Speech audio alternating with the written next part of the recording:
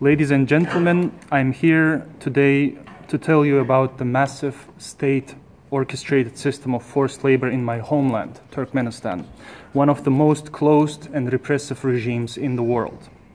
Every year in the fall, tens of thousands of civil servants, including teachers, doctors, and nurses, are forced to pick cotton under threat of dismissal. People are forced to pick cotton daily, weekly, or even monthly field shifts. They do so from the end of August until about the beginning of December. People need to provide their own food and water, and accommodation often is in the open air, lacking basic sanitary amenities. Sometimes people drink ditch water because no other water is available. The daily picking quota is 50 kilograms. That's a lot. Failure to fulfill this will lead to reprimands, wage cuts, and even termination of employment. Given the high unemployment rate in Turkmenistan and impossibility to restore one's rights in the court, hardly anybody resists. Last year, the situation has gotten even worse when state officials mobilized school children to pick cotton because the local areas were behind the state-assigned quotas.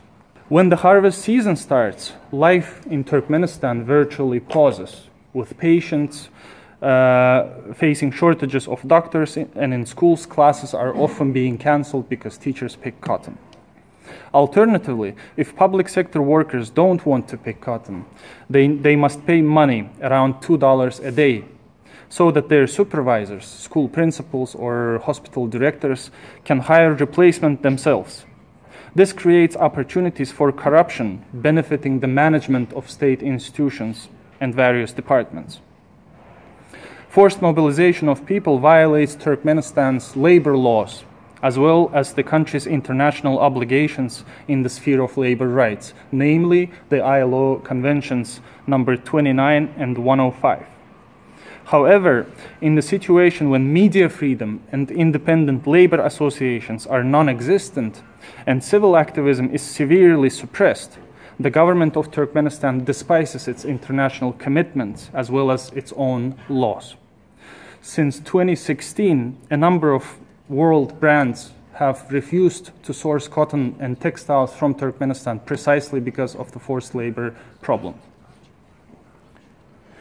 Ladies and gentlemen, as I said earlier, in Turkmenistan there is no freedom of expression or the press. The handful of civil society activists who monitor and report the use of forced labor are threatened and persecuted.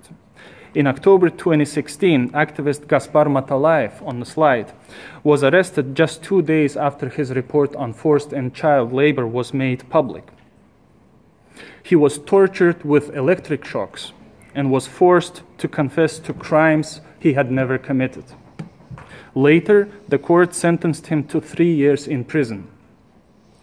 He is still in custody despite numerous international calls for his release, including from the United Nations Human Rights Committee.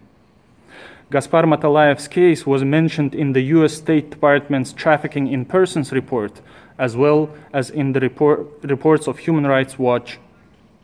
Frontline Defenders and Freedom United, for example, named him a human rights defender who suffered for investigating, monitoring, and documenting forced labor in the cotton fields of Turkmenistan. I urge the delegations in this room to explicitly demand from the government of Turkmenistan to release Gaspar Matalayev and to end the forced labor system in harvesting cotton. Ladies and gentlemen, there are more activists in Turkmen prisons who suffered for their reporting.